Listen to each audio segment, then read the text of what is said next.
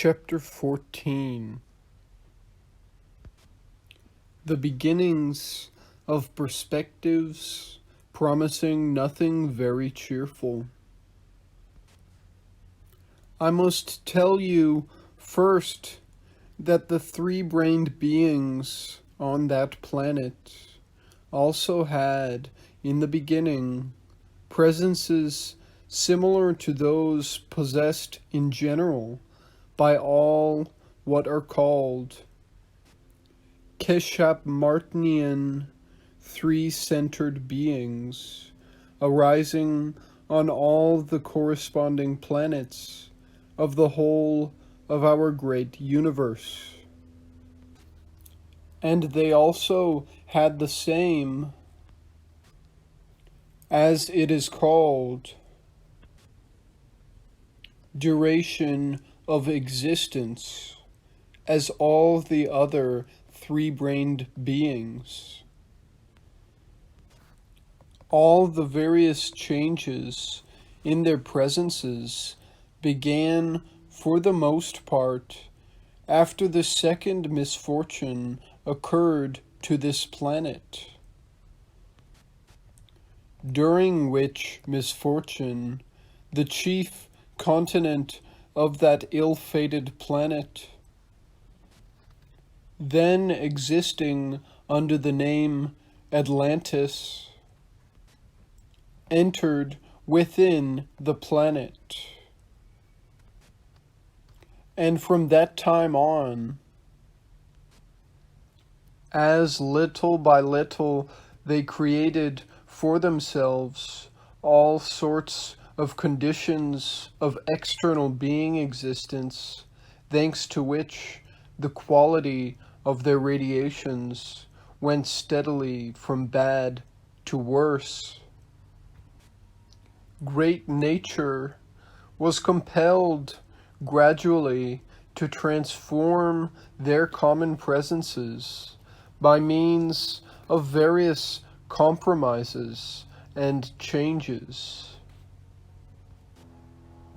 in order to regulate the quality of the vibrations which they radiated, and which were required chiefly for the preservation of the well-being of the former parts of that planet. For the same reason, great nature gradually so increased the numbers of the beings there that at the present time they are now breeding on all the lands formed on that planet. The exterior forms of their planetary bodies are all made alike, and of course, in respect of size and in their other subjective particularities, they are each coated, just as we are,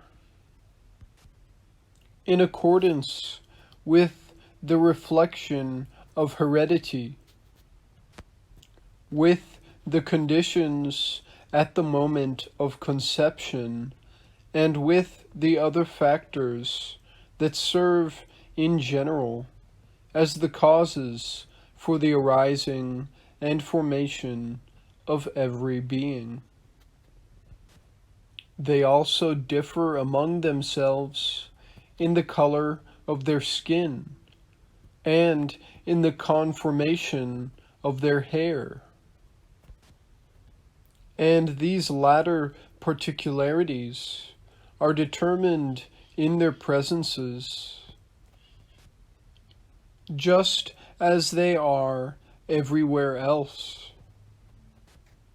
by the effects of that part of the planetary surface where the given beings arise, and where they are formed until they reach the age of responsible beings.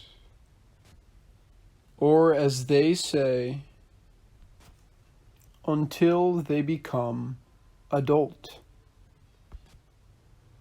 as regards their general psyche itself and its fundamental traits.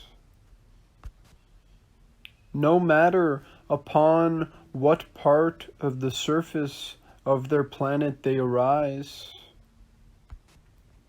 these traits in all of them have precisely the same particularities,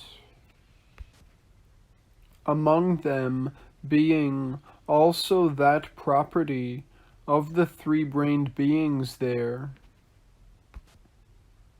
thanks to which, on that strange planet alone, in the whole of the universe, does that horrible process occur among three-brained beings, which is called the process of the destruction of each other's existence,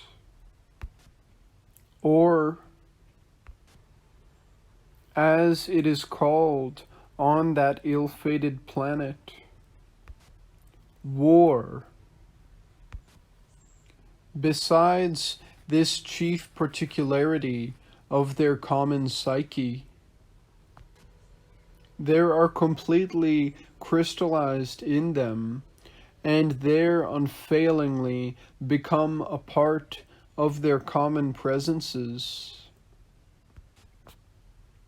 regardless of where they may arise and exist, functions which exist under the names egoism, self-love, vanity, pride, self-conceit, credulity, suggestibility, and many other properties quite abnormal and quite unbecoming to the essence of any three-brained beings whatsoever. Of these abnormal being particularities, the particularity of their psyche, the most terrible for them personally, is that which is called suggestibility. About this extremely strange and singular psychic particularity, I shall specially explain to you sometime. Having said this, Beelzebub was thoughtful, and this time longer than usual. And then, turning again to his grandson, he said, I see that the three-brained beings arising and existing on the peculiar planet called Earth interest you very much. And as during our voyage on the ship Karnak, we shall have willy-nilly to talk about many things just to pass away the time,